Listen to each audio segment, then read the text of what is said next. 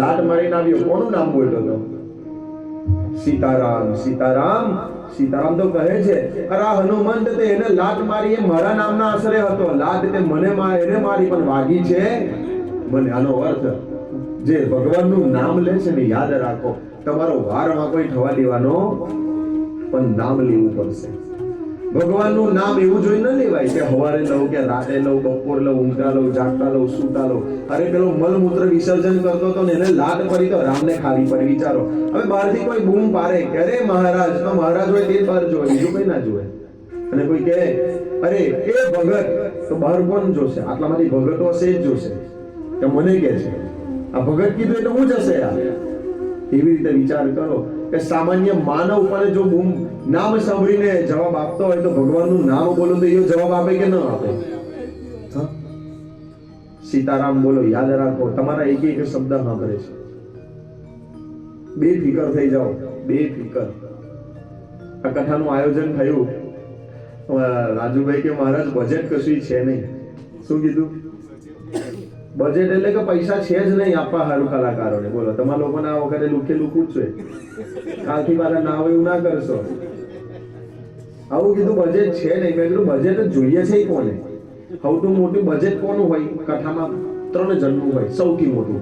એક તો મંડપ પાડે, અરે એ તો તમારે પાછી સેવા, મંડપની સેવા. બીજું સૌથી મોટું બજેટ કોનું? Sound system. અને એનાથી મોટું બજેટ કોનું? તારે કે કથાકારનું. કથા કરવા એ મોટા પૈસા માંગે. ઓછો લાખ મરી એવા નહીં અમે પાછા. તો જો મેં કીધું મંડપ ફ્રી છે, તમારી માટે સાઉન્ડ તો ઘરનું છે. તો આ પેલા ભાઈ શું નામ છે પ્રભુ તમારું? આ મફલર વાળા ભાઈ જેનું મિક્સર છે, હા દિનેશભાઈ. જો આ મિક્સર વાગે છે તે દિનેશભાઈ તમારું જ છે ને? શું કરવા આપ્યું? હા જો સેવા શબ્દ કયો છે? સેવા. હવે તમે સેવા કોની કરતા? કે સિદ્ધેશ્વરની. તો એને નહીં ખબર પડે કે આ મારી સેવા કરે છે? એ કઈ આંધળો છે નહીં સાહેબ, યાદ રાખજો. હા ગંગેશ્વર મહાદેવ કઈ આપણા હમેજ. વાહ ભાઈ વાહ. હવે તમે મને કહો કે સામાન્ય માનવને ખબર પડે છે, કોઈ તમને આઈને પગે લાગી જાય તો એવું થાય કે વાહ. કોઈ ચા પીવરાવી જાય તો યાદ રાખીએ સાહેબ, તો તમે આવી કથામાં આ મંડપના પૈસા આપ્યા કે મફત થયા છે? બધું મફત છે કે પૈસા લેવાના ભાઈ? હા બોલો, પૈસા લેવાના છે નહીં. જો સાની અંદર સેવામાં બધા મંડપ વાળાનું બંધ કરાવી દઈશું આપણે. સેવા કરો છો, શું કરો તમે? ઠાકોરજી બધા ઓર્ડર તમને જ આપે. પાછા બીજા કોઈ મંડપ વાળો ખોટો ના લગાડજો કે મહારાજ અમારું બંધ કરો છો.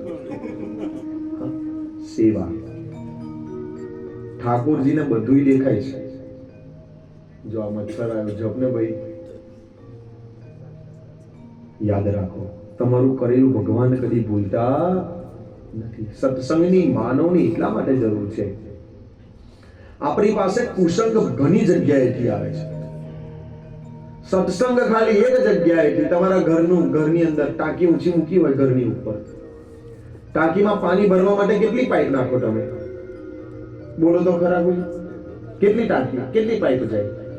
એક. ગમે તેટલી મોટી તમારી ટાંકી હોય, પરંતુ જવાની પાઇપ કેટલી હોય? ખાલી. માનવને કુસંગ તો ઘણી જગ્યાએથી મળે છે. સત્સંગ તમે લો છો, પરંતુ સત્સંગનો લાભ ક્યારે થશે? જ્યારે કુસંગના નર બંધ થશે ને ત્યારે લાભ થશે. કુસંગ બંધ કરી દો તમે. પહેલા નંબરનો કુસંગ વાણીનો કુસંગ છે. આટલામાંથી મોટું મોટું કોણ બોલે છે? કોણ? પીપીદાર. આવું યાર તમે બંધ થઈ ગયો. વાહ, કેવું માસ્ટરજી, તમે કેવું છે? નહીં બોલતા તમે હોય કેવું દાદા ચાલે કે કોઈ વખત નહીં? વાહ. આટલામાંથી કોણ છો કે જે અપશબ્દ બોલતા હોય? આંગળી દર કરો ખરા? ના કરો. મને ખબર નહીં પણ પેલો દંડાવશે જે બોલતા હોય. આંગળી દર કરો. બેનોને શું છે બોલતા હોય તો? કોઈ નહીં બોલતા, બધા સત્યુગ વાળા લાગ્યા તો મારા બેટા જુઠ્ઠાઓના.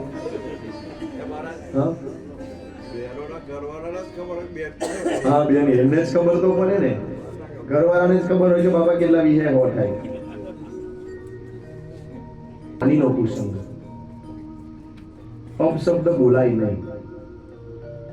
એનું કારણ શું છે? તમે જે વાણી બોલો છો, વાણી એ બ્રહ્મ છે. શિવપુરાણ શું કહે છે? તમે બધાએ શિવપુરાણની કથા તો સાંભળી. શિવપુરાણમાં કોણ કોણ આવ્યું તો આમાંથી? કોણ કોણ આંગળી ધરતો કરો ને ભાઈ? આટલી બધી ઠંડી લાગે છે. કોણ કોણ આવ્યું હતું શિવપુરાણમાં? જો આ બાજુ ઘણા છે, પાછળ બેનો આટલા છટા ઘણા આવ્યા હતા. તો શિવપુરાણમાં બતાવ્યું છે શબ્દ એ બ્રહ્મ છે. તમારા મુખમાંથી નીકળેલું વાક્ય એ ભગવાન છે. એને હાચવીને વાપરજો. તલવારના ઘા રૂજાઈ જશે, પરંતુ વાણીના ઘા કદી રૂજાતા નથી. કદાચ હાથ કપાયો હોય તો ડોક્ટર એને સીવી આપે ખરો, પરંતુ જે વાણીથી જે ઘા પડે છે ને એ કદી નહીં. આખું જીવન જાય. લાકડાની અંદર જે રૂજાય છે. બોલતા પહેલા 100 વાર વિચાર કરો. વાણી દ્વારા આપણે ઘણા કુકર્મ કરી બેસીએ છીએ. પહેલા તો વાણીને સુધારો, બીજા નંબરમાં મનને સુધારો. વાણીથી ના બોલી શકીએ તો મનથી કોઈનું ખોટું બોલીએ કે આનું તો છેતરી જ નાખીશ, આનું કરી નાખીશ. ઘરની બહાર નીકળતા એથી નક્કી કરી નીકળે કે આજે કોને આલી પાડવું છે. હવાર થાય ને વિચારો જેવા આવે આપણને.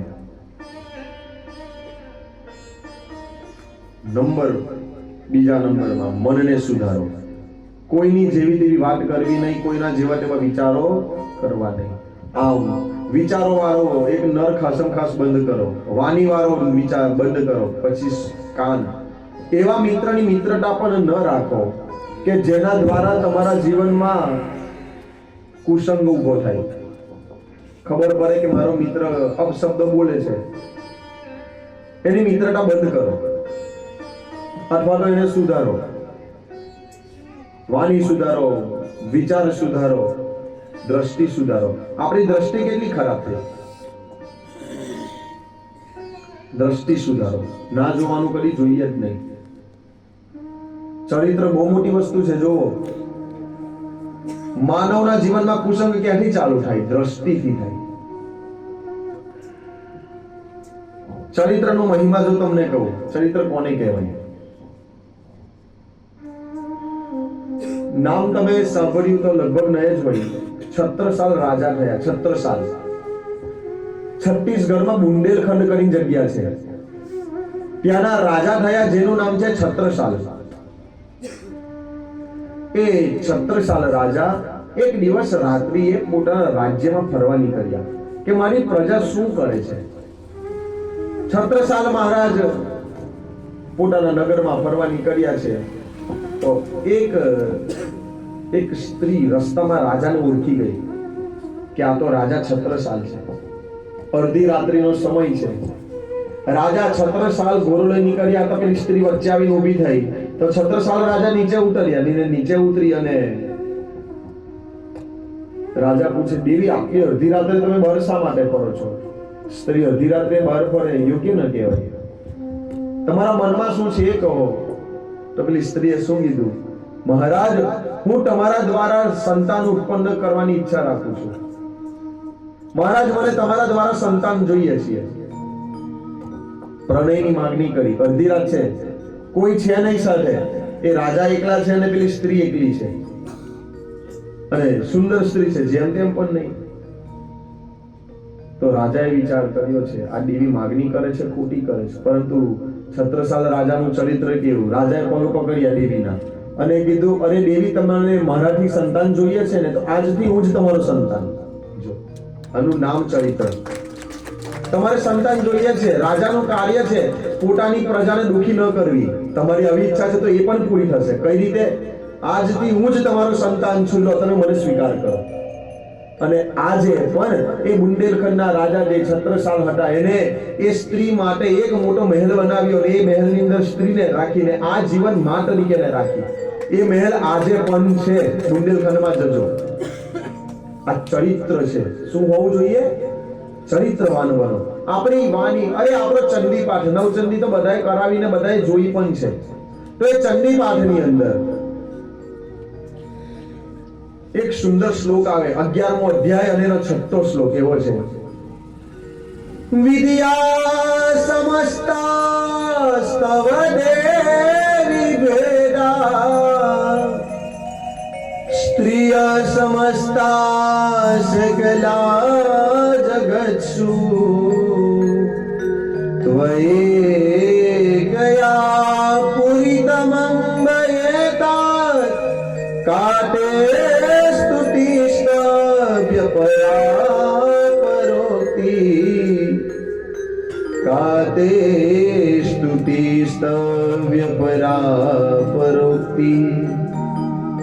આ શ્લોક શું કહે? જો મારા ભાઈઓ બહુ ધ્યાનથી સાંભળજો। વ્યાસજી કહે છે વિદ્યા સમસ્તા સ્તવ દેવી ભેદા। વ્યાસજી કહે કે હે માં જગદંબા, જગતની જેટલી સ્ત્રી છે ને તારા સ્વરૂપ છે। જો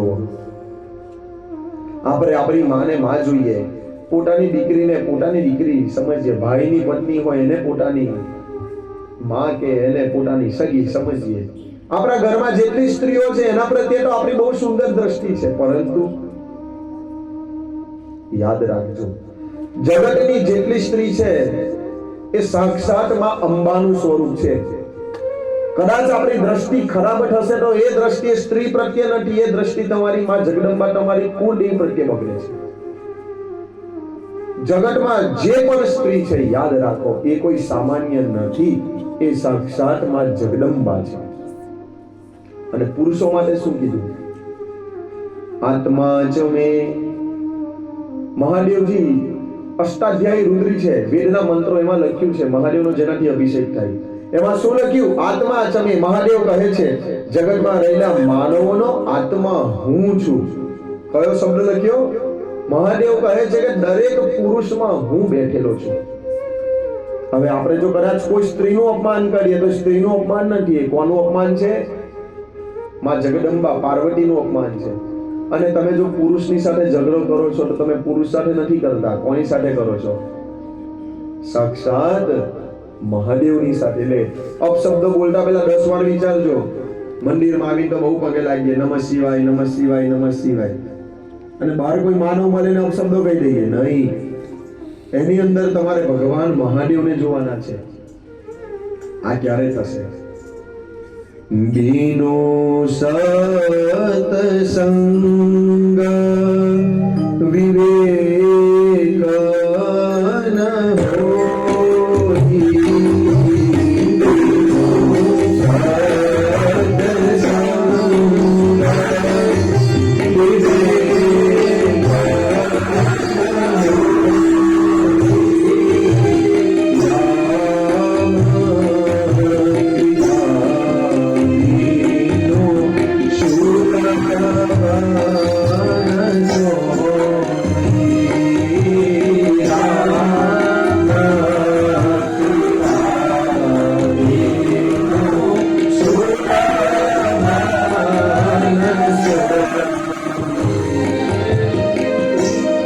જ્યાં સુધીને માનવના જીવનમાં સત્સંગ નહીં આવે ત્યાં સુધીને જીવનમાં બદલાવ પરિવર્તન નહીં આવે। તો એ સત્સંગ છે કે માનવના જીવનમાં પરિવર્તન લાવે। જો આજના દિવસનો મહિમા તો ખબર છે? આજે શું છે? આજના દિવસે શું થયું એ ખબર છે ખરી તમને? આપણી કથા આવતા કાલથી ચાલુ થવાની હતી, તારીખ નક્કી થઈ ગઈ હતી કે કથા થશે તો એ થશે 1 જાન્યુઆરી 2026 થી, પરંતુ એ તારીખ બદલાવી કોને ખબર છે? એ બદલાવનાર આ સિદ્ધેશ્વર મહાદેવ છે, કારણ કે એને આજનો દિવસ લેવો હતો। આજનો દિવસ કયો જો તમને કહું? આજથી 2 વર્ષ પહેલા આજના જ દિવસે તારીખ કઈ હતી? 22 જાન્યુઆરી 2024 અયોધ્યાની અંદર રામલલાની સ્થાપના થઈ હતી। કઈ તારીખે? 22 જાન્યુઆરી 2024 એ અયોધ્યા મંદિરમાં રામલલાની સ્થાપના થઈ હતી। અને એ તિથિ કઈ હતી ખબર છે? પોષ મહિનો, શુક્લ પક્ષ અને દ્વાદશી એટલે 12। તો આજે કઈ તિથિ છે ખબર છે? પોષ મહિનો શુક્લ પક્ષ છે અને આજે 12 છે. તો આજે રામલલાની સ્થાપના થઈ 2 વર્ષ પૂરા થયા છે. આજે રામ ભગવાનની જન્મ તારીખ છે. આજે કઈ છે? એ રામલલાની. આ તારીખ આપણે નથી બદલી, રાજુભાઈ. કોને બદલી છે? સિદ્ધેશ્વર. આજે 2 વર્ષ પૂરા થયા એ રામજીની એ સ્થાપના કરે. આજે 3જું વર્ષ ચાલુ થયું. આજે અયોધ્યાની અંદર રામજીને મુગટ પહેરાવવામાં આવ્યો છે સોનાનો. આજે શા માટે? આજે ઠાકોરજીની જન્મ તારીખ છે રામલલાની. જો આગળ આ બેઠા છે આના નિયમથી મૂર્તિ સ્વરૂપે. એટલે આ દિવસ નક્કી કોને કર્યો છે? સિદ્ધેશ્વરે. આપણી તારીખ ના ચાલી. મેં મારા સ્વાર્થે તારીખ આપી હતી કે 30 તારીખે કથા પૂરી થાય તો 1 દિવસનો રેસ્ટ મળે અને પછી 1લી તારીખથી રામ કથા ચાલુ થાય. પરંતુ એને ખબર કે આ હોય સીધો નહીં ચડે. એને શું કર્યું? બીજી ભાગવત કથા પાછળ આપી અને કદાચ જો 1લી તારીખથી ચાલુ થાય તો 1લી થી 7 તારીખ સુધી કથા પૂરી થાય આપણી. પછી 8 તારીખથી જોવા જઈએ તો 8, 9, 10, 11, 12, 13, 14 તારીખે શું આવે? ઉત્તરાયણ. તો પેલા આગલી કથાના યજમાન એવું કીધું, મહારાજ ઉત્તરાયણને દિવસે કથા કેમ નહીં કરીએ? એટલે એ કથાને આગળ સેટ કરવા માટે આપણી કથાનો 1 દિવસ આગળ આને કરાવ્યો. હવે મને ખબર પડી કે એ ભયે એ ભગવત કથા શા માટે આપી કે રામ જન્મના દિવસે આ કથાનો પ્રારંભ કરાવો હતો. આટલો મોટો કલાકાર છે સિદ્ધેશ્વર. કઈ સામાન્ય કલાકાર નથી. રાજુ કાકા, આજે મને ખબર પડી કે આનું આયોજન કેમ છે. ખબર ક્યારે પડી? અત્યારે શોભાયાત્રા કરીને ઘેર ગયા, મોબાઈલ ખોલ્યો. જો મોબાઈલનો આ લાભ છે, ખોલ્યો તો ખબર પડી કે આજે રામલલાને આજે 2 વર્ષ પૂરા થયા અને 3જું વર્ષ પ્રારંભ થયું. પછી મને ખબર પડી કે આ બહુ મોટો કલાકાર છે. આને કોઈ પહોંચીને બધાને કહું, આ તમારા સિદ્ધેશ્વર કોઈ સામાન્ય નથી. આ બહુ જાગતો દેવ છે. મારી એને ગાડી જે દોરાવી છે પ્રભુ, આ સતત મારી 7મી કથા છે. બેસતા વર્ષથી કથા ચાલુ થઈ છે ત્યારથી આજ સુધીને 7મી કથા લાઈન સર. અને 6 કથા તો એવી થઈ કે વચ્ચે રજા નથી આપી. હવે બધાને કહું એની પર ભરોસો મૂકો. અમારા મહાદેવ જેવા તેવા છે. કૈલાસ કે નિવાસી કોણ છે? બહુ અદભુત છે મહાદેવ. તો આ રામકથા એ આજે સુંદર અયોધ્યાની અંદર ઉત્સવ ચાલી રહ્યો છે. 29 ડિસેમ્બર થી 2 જાન્યુઆરી સુધીને મહાઉત્સવ કહેવાય. ભગવાનને સ્થાપના દિવસ એટલે. તો આપણને ઠાકોરજી એવામાં જ કથા કરવા બેસાડ્યા છે. બોલો સિદ્ધેશ્વર મહાદેવ કી જય. તમને રામાયણજી પ્રત્યે પરિચય ખરો કોઈને? જો આ રામચરિતમાનસ છે. આ પુસ્તક છે. આ રામચરિતમાનસ જોઈને કોઈને પરિચય ખરો? હા કે ના? બોલો. છે કોઈને? નથી. હવે જો કહું તમને કેટલો પરિચય છે.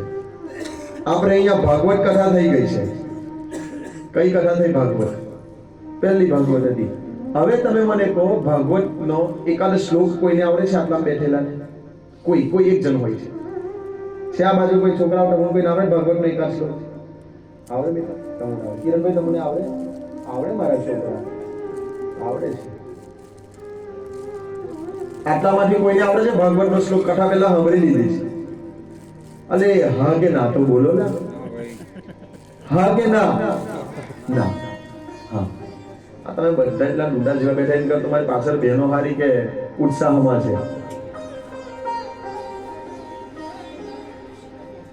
આની આગળ આપણે શિવ કથા કરી. હવે જવાબ આપો. શિવ મહાપુરાણનો કોઈને શ્લોક આવડે છે? એક જ શ્લોક. એક શ્લોક આવડે છે કોઈને? આવડે છે? ના. હવે તમને પૂછું, રામાયણજીની ચોપાઈઓ છે, રામાયણજીના દોહા છે.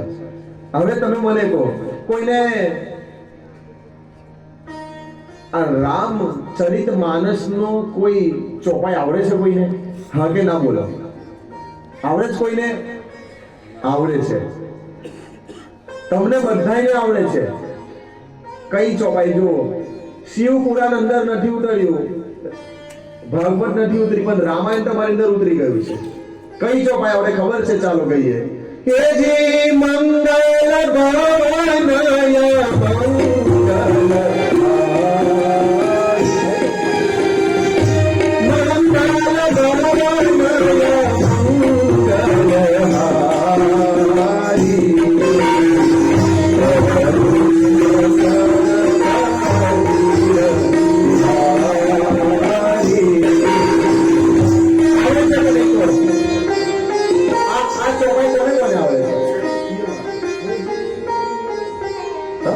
આ ચોપાઈ કોને કોને સાંભળી સાંભળી ધર કરો હવે બધોય આવડે નહીં સાંભળી છે કે નથી સાંભળી મને કહો ચાલો બધા હાથે કહીએ હે જી મંગલ